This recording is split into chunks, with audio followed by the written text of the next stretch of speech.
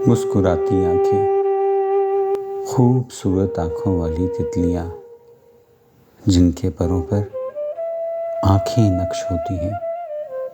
जब वो अपने पर हवा में हिलाती हैं तो लगता है दो आंखें हवा में मुस्कुरा रही हों, हमें अपने पास बुला रही हों।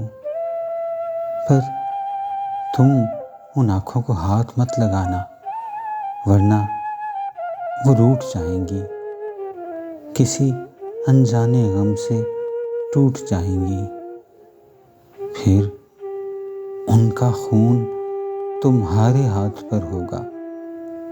इसलिए तितलियों को हाथ नहीं लगाते, उन्हें यूं नहीं सताते, उनसे उनका वजूद नहीं चुराते।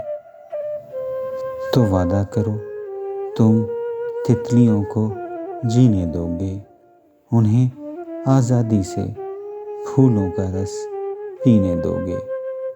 फिर वो तुम्हें खुशखबरी सुनाएंगी, तुम एक अच्छे इंसान हो, सबको बताएंगी। फिर उनकी आंखें तुम्हारे लिए मुस्कुराएंगी।